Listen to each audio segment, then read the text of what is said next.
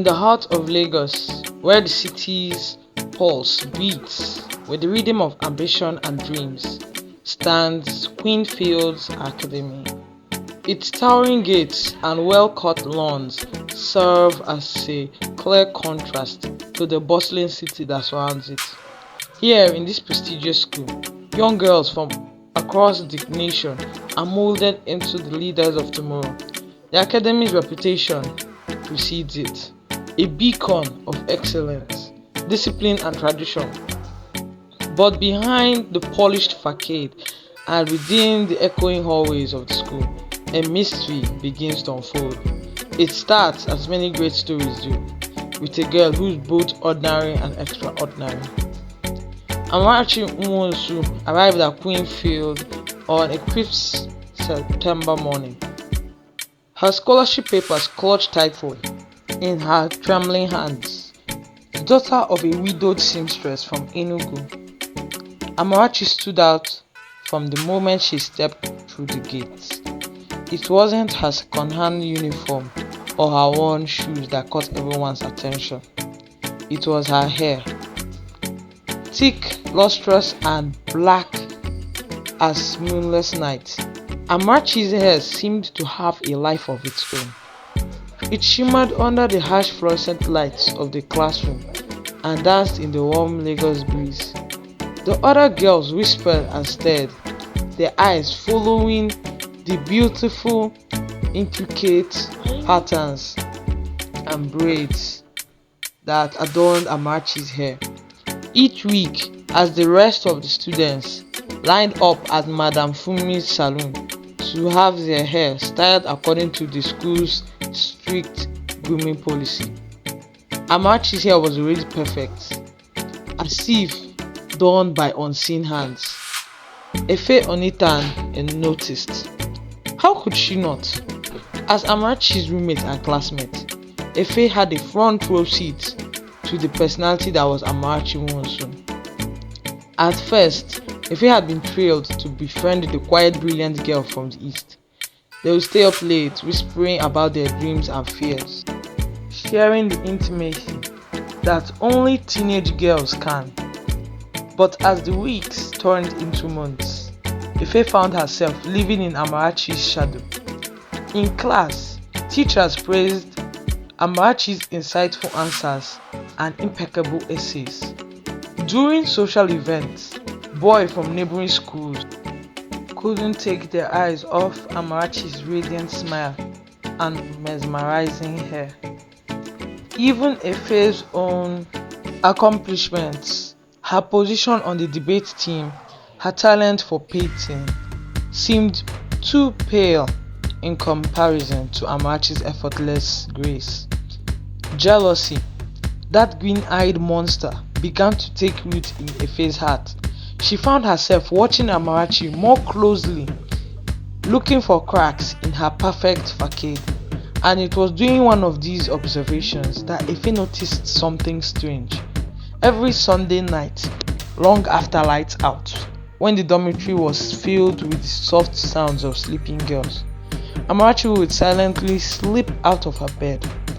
With movements so fluid that they seemed almost supernatural, she would glide through the room and out the door, leaving no trace of her passage. For weeks, Efe lay awake, her heart pounding as she waited for Amarachi's midnight excursions. Each time, she would strain her ears, trying to catch sound of Amarachi's return. But no matter how hard she tried, Efe never heard her roommate come back.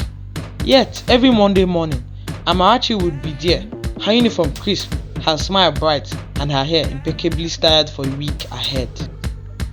It was on a particularly humid night in November that Efe finally gathered the courage to follow Amarachi. As the clock struck midnight, Efe rose from her bed like a spirit. Efe waited, counting to 60 in her head, before slipping out of the room after her mysterious roommate. The corridors of Queensfield were eerie and night. Moonlight filtered through the high windows, casting long shadows that seemed to reach out with grasping fingers. Efe's bare feet made no sound on the cool tile as she followed Amarachi's ghostly figure down the stairs and out into the courtyard. To Efe's surprise, Amarachi headed towards the old storage building at the back of the school grounds. It was a decrepit old structure, long abandoned and rumored to be haunted by spirits and ghosts. Most students gave it a wide berth, but Amarachi approached it with purpose. Crouching behind a large mango tree, Efe watched in astonishment as Amarachi produced a key from somewhere within her nightgown. The lock on the storage room, which had always appeared rusty and old, suddenly unlocked with ease. Efe's heart raced as she crept closer to the building. She pressed her eye to a crack in the wooden door, hardly daring to breathe as she peered inside. The interior of the storage room was bathed in an otherworldly glow. Candles flickered in the corners, casting dancing shadows on the walls. In the center of the room stood an ornate, full-length mirror, its frame designed with intricate carvings and patterns of creatures Efe had never seen before. Amarachi stood before the mirror, her back facing towards the door. Efe watched, transfixed, as her roommate began to hum a melody. It was unlike anything Efe had ever heard, a haunting tune which seemed to weave itself into the very air around them. As the humming grew louder, Amarachi raised her hands to her neck. Efe's eyes widened in horror as, with a gentle twist, Amarachi lifted her own head from her shoulders. A scream rose in Efe's throat, but she held it back. Her hands clamped tightly over her mouth. She wanted to run, to wake up from this nightmare, but her feet remained rooted to the spot. Amarachi's body, still standing straight and tall, cradled her head in its arms. The head's eyes were closed, a serene expression on its face as the body began to walk on the hair. Fingers moved with inhuman speed, weaving and braiding, creating patterns so complex they defied logic. Efe watched, mesmerized and terrified, as Amarachi's hair seemed to come alive. It grew and shifted, coiling and uncoiling like serpents. The candlelight caught each strand, making it glow and shine with an inner fire. Hours seemed to pass in the blink of an eye. Efe's legs had long since gone numb from bending and crouching, but she dared not move. As the first light of dawn began to creep across the sky, Amarachi's body gently placed her head back onto her shoulders. For a moment, all was still. Then slowly, Amarachi turned and faced the door. Efe's heart stopped as Amarachi's eyes met hers through the crack. A small smile played on Amarachi's lips as she spoke, her voice soft but clear. "I was wondering when you would follow me, Efe. Come in. We have so much to discuss." Trembling, Efe pushed open the door. Her mind raced with questions, fear, and an undeniable curiosity. As she stepped into the candlelit room, the door swung shut behind her with a soft click. Amarachi gestured to a pair of chairs that Efe could have sworn weren't there a moment ago. "Sit, please. I'm sure you have lots of questions." Efe sank into the chair, her voice barely a whisper, as she asked, What are you?" Amarachi's laugh was like the tinkling of bells. "I'm just like you, Efe. A girl, a student, a dreamer. But I am also the keeper of a very old secret." She leaned forward, her eyes shining with an ancient light. "My family has guarded this gift for generations. The ability to remove our heads, to manipulate our hair in ways that defy nature. It's both a blessing and a burden." Efe found her voice growing stronger. "But why? Why go through all of this? Amarachi's smile turned sad. Power, Efe. In this world, a woman's beauty is often her currency. But true power, that comes from the mind. He tapped her temple gently. My ancestors discovered that by separating the head from the body, we could unlock the full potential of both. She stood pacing the room as she continued. The hair becomes a channel for magic, a way to channel energies beyond mortal understanding, and the mind, freed from the constraints of the physical form, can explore realms of knowledge and wisdom that others can only dream of. Efe's mind reeled with implications.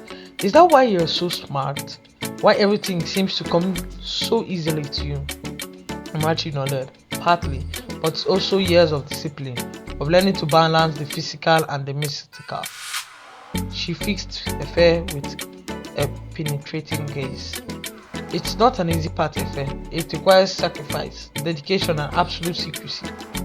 A chill ran down Efe's spine as the full weight of the situation settled upon her.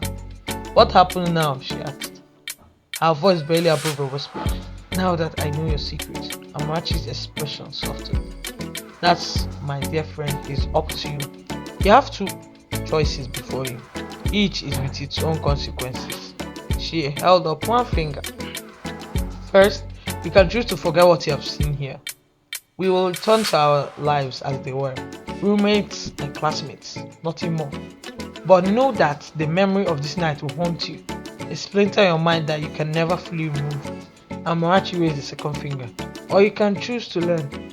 I can show you the ways of my people, teach you to harness the power that lies dormant within you. But be warned, this path is not for the faint of heart. Once you step into this world, there is no turning back. Efe's head spun with the magnitude of the decision before her. On one hand, the thought of returning to her normal life, pretending she had never witnessed the impossible, was tempting. She could focus on her studies, on her art, on the building of a future she had always dreamed of. But on the other hand, the allure of the known, of tapping into powers beyond her widest imaginations, pulled at her very soul. Could she really walk away from this opportunity, knowing that magic, real, tangible magic, existed in the world? As if reading her thoughts, Amarachi spoke again, her voice gentle but firm. You don't have to decide right now, Efe. Take some time to think, to weigh the consequences of each choice. But know this, whatever you decide, the knowledge you have gained tonight has already changed you. There's no going back to the person you were yesterday. Efe nodded, slowly, her mind a whirlwind of conflicting emotions. As the first rays of sunlight began to filter through the cracks in the old storage room's walls, Amarachi extinguished the candles with a wave of her hand. Come, she said, extending her hand to Efe. You should return to the dormitory before the others wake. We have a long day ahead of us, after all. As they walked back across the dewy grass of the courtyard, the school beginning to stir with the first signs of the morning activity. Efe couldn't help but see everything in a new light. The mundane world of Queensfield Academy now seemed to pulse with hidden energies, secrets lurking behind every corner. She glanced at Amarachi, who walked beside her with the same grace and poise she had always possessed. But now, Efe saw beneath the surface the power, the mystery, the weight of generations of knowledge carried in every step. As they reached the dormitory, Amarachi turned to Efe one last time. Remember, Efe, she said, her voice low and serious. Whatever you choose, we're about now. You and I. By secrets, by friendship, by forces beyond our control. Choose wisely. With that, she slipped into the building, leaving Efe standing alone in the cool morning air. As the school bell rang, signaling the start of another day, Efe took a deep breath and followed her inside. The halls of Queensfield Academy bustled with activity, girls rushing to their classes, their laughter and chatter filling the air. But for Efe, it all seemed distant, as if she were watching through a veil. Her mind raced with the events of the night, with the choice that lay before her. As she took her seat in the classroom, her eyes met Amarachi's across the room. Her roommate gave her a small knowing smile before turning her attention to the teacher. Her first gaze drifted to the window, where the sprawling city of Lagos stretched out beyond the school gates. Somewhere out there, in the tangle of streets and the press of millions of souls, other secrets must be hiding, other mysteries waiting to be uncovered. For now, though, Efe had her own mystery to solve, the mystery of her own heart and the path she would choose to follow. As the teacher's voice droned on, discussing the day's topic on history, Efe's mind wandered to the future, to the possibilities that lay ahead. Whatever she decided, one thing was certain: life at Queensfield Academy would never be the same again. Now, which choice do you think Efe made? And do you think there's a hidden agenda behind why Amarachi wanted Efe to follow her? And the real secrets and mystery behind Amarachi's power? If you're interested to find out, watch out for season 2 of the series.